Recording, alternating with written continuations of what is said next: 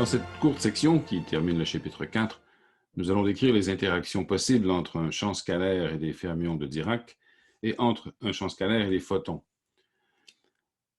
L'interaction entre un champ scalaire et des fermions de Dirac porte le nom de couplage de Yukawa et le Lagrangien qui l'a décrit a la forme suivante.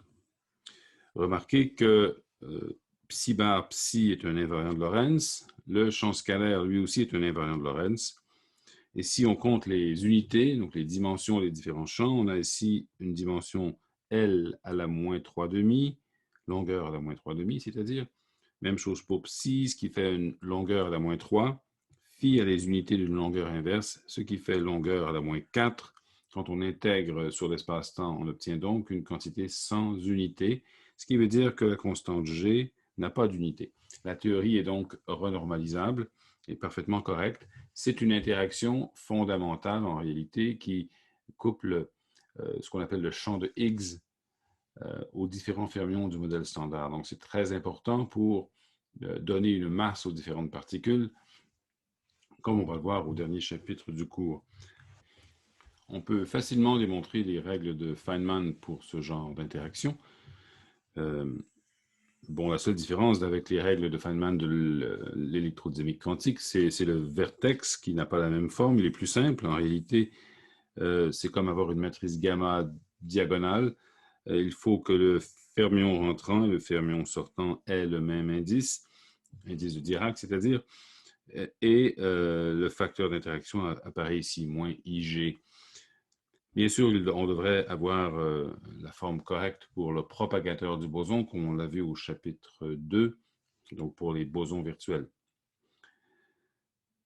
Deuxième question, la question de l'interaction entre les photons et un champ scalaire.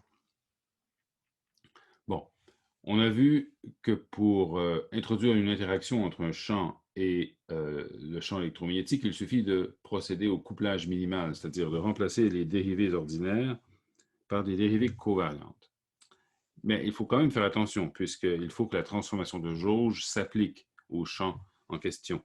Donc, le champ phi ne peut pas être l'objet d'une transformation de jauge comme celle-ci, à moins qu'il soit complexe. Parce que le champ phi ordinaire, tel qu'on l'a vu, est un champ réel, et donc on ne peut pas le multiplier par une phase. Donc, ce champ complexe, comment peut-on le décrire? Eh bien, tout champ scalaire complexe, bien sûr, est simplement la combinaison d'une partie réelle et d'une partie imaginaire. On peut donc écrire un champ complexe comme une combinaison avec un 1 sur radical 2 par convention.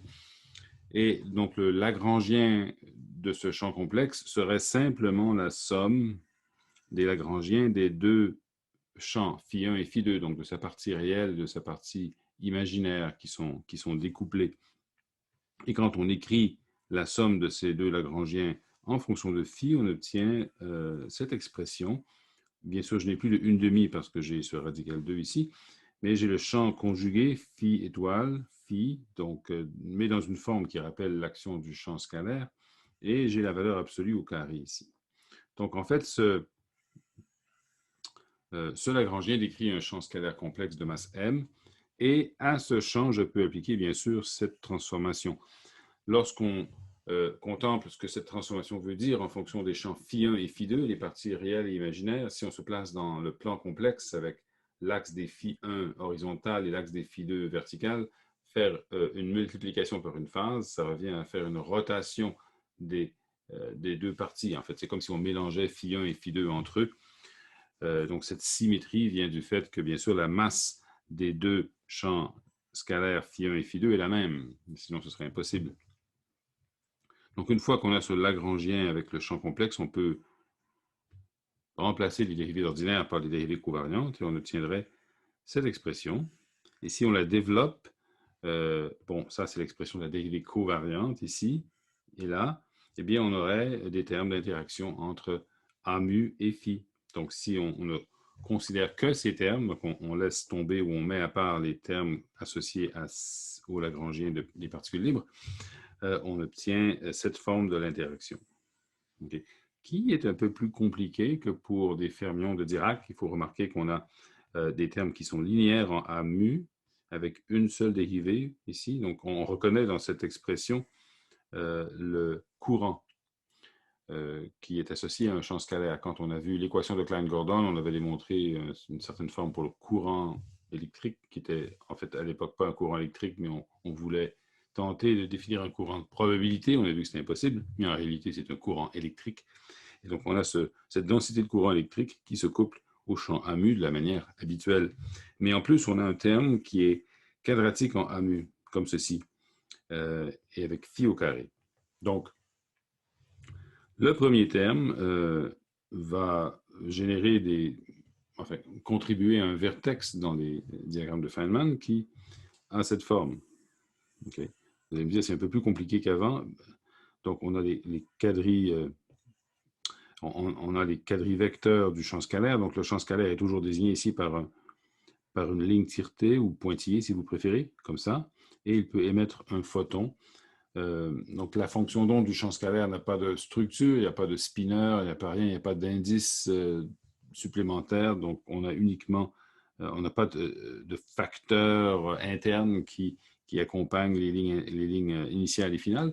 Par contre, le vertex est accompagné de la somme des quadrivecteurs, donc P plus P', avec un indice mu. Et ça vient du fait qu'on a ici des dérivés. Donc, lorsqu'on prend la transformée de Fourier, qu'on exprime tout ça en fonction des opérateurs de création et d'annihilation, les dérivés vont faire descendre des quantités de mouvement et des énergies. Et donc, c'est ça qui va causer la présence de ces facteurs ici. Sinon, le reste est comme avant, c'est-à-dire que bien sûr, on a des propagateurs de photons qui ont le même propagateur que dans les règles associées aux interactions électrons-photons. Le deuxième terme, celui qui est quadratique en A et quadratique en phi, va amener un vertex comme celui-ci, où j'ai deux pattes associées au boson, donc un boson rentrant, un boson sortant. J'ai des flèches associées au boson, ce qui est bien sûr vrai ici aussi. Ces flèches associées au boson sont liées au fait que maintenant j'ai un boson complexe, et donc, comme on peut le voir dans un exercice à la fin de ce chapitre, ce boson va décrire des particules et des antiparticules. Enfin, ce boson va exister en forme de particules et d'antiparticules. Donc, le Lagrangien décrit particules et antiparticules pour le boson. Donc, j'ai ici un boson rentrant, un boson sortant, mais je pourrais avoir aussi un antiboson rentrant, un antiboson sortant si j'inverse la direction ou le sens des flèches. J'ai deux photons qui sont émis au même vertex et j'ai un facteur ici qui ne comporte pas de composante du quadrivecteur parce que je n'ai pas ici de dérivée dans le couplage. C'est un couplage simple comme ceci. Eh bien, j'ai le facteur 2i(e) carré fois g mu nu. Il faut remarquer que ce vertex simple décrit une contribution à l'ordre e. Ce vertex décrit une contribution à l'ordre e carré. Et donc, si on veut écrire des diagrammes qui ont un ordre donné, par exemple l'ordre e à la 4, eh bien, il faut juger des vertex à inclure, mais en respectant un ordre total fixe. Cette interaction est aussi une interaction fondamentale importante parce qu'encore une fois, il y a un champ scalaire complexe dans le modèle standard qui est ce fameux champ de Higgs sur lequel on va revenir et qui lui aussi va interagir avec des photons et en fait un peu plus généralement avec ce qu'on va découvrir dans le prochain chapitre avec des bosons de jauge en général. Donc il faut garder ces interactions en tête, ça va revenir. Enfin, nous allons revenir sur la théorie de Yukawa-Stuckelberg de l'interaction forte. Alors, souvenons-nous que cette théorie a été énoncée dans les années 30 pour tenter d'expliquer ou de décrire l'interaction entre les particules nucléaires, entre les protons et les neutrons. Et Yukawa et Stuckelberg ont supposé qu'une particule scalaire était échangée entre ces fermions. Donc, comment écrire une telle interaction? On pourrait supposer donc que les protons et neutrons sont décrits par l'équation Dirac. Ce n'est pas exactement vrai parce que ce ne sont pas des particules élémentaires, ils sont composés de particules, des quarks finalement, qui eux sont décrits par l'équation Dirac, mais en première approximation, ce n'est pas si mauvais et on pourrait donc écrire un Lagrangien d'interaction qui fait intervenir les spineurs décrivant les neutrons, donc j'appelle ça psi n, les spineurs de Dirac décrivant les protons, que j'appelle psi p, et je pourrais les coupler à un champ scalaire. Donc, l'une possibilité, c'est un champ scalaire réel qui décrit une particule neutre et qu'on va simplement appeler π0, et ça décrit le pion neutre qui a le même symbole, π0. Donc, au lieu d'écrire phi, j'écris π0, c'est tout. Et j'écrirai ce terme d'interaction qui, au fond, décrit ce genre, enfin, qui mène à ce genre de diagramme où j'ai un neutron rentrant, un neutron sortant, il émet un pion neutre virtuel qui pourrait être aussi donc, absorbé par un proton rentrant avec un proton sortant, mais ça pourrait être aussi un neutron de l'autre côté ou des protons de chaque côté, et ainsi de suite. Donc, j'ai cette possibilité, j'ai deux types de vertex ici parce que j'ai deux types de fermions, et donc je peux avoir 4 neutrons, 4 protons, ou 2 neutrons, 2 protons. Bon.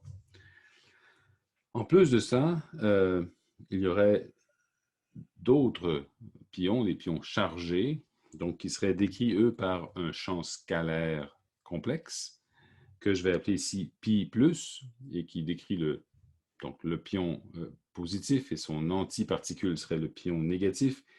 Le pion négatif serait représenté schématiquement ici par, enfin, pas le pion négatif, mais en fait le champ scalaire conjugué complexe, ce qui n'est pas la même chose que le champ scalaire qui décrit les antiparticules. Il y a une petite nuance parce que, comme vous pouvez le voir dans l'exercice à la fin du chapitre, on peut bien sûr décrire des bosons et des antibosons, mais ce n'est pas aussi simple que de dire que phi représente les bosons et phi étoile les antibosons. Eh bien, on peut décrire la totalité ici de cette interaction de cette manière.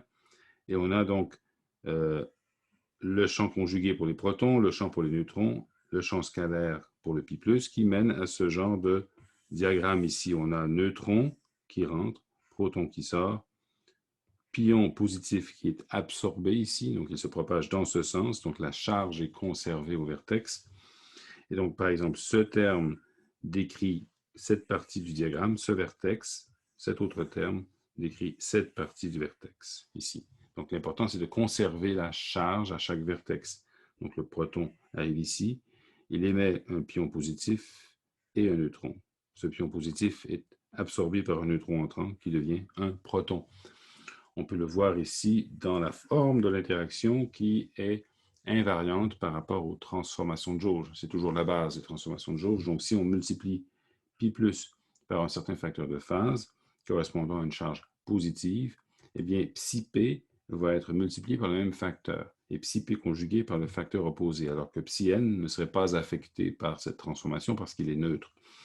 Et donc, on a l'important d'avoir le facteur de champ conjugué pour une particule positive avec le champ direct pour la particule positive ici. Comme ça, le total ici est invariant de jauge, de même que son conjugué hermitien est invariant de jauge. Voilà, merci.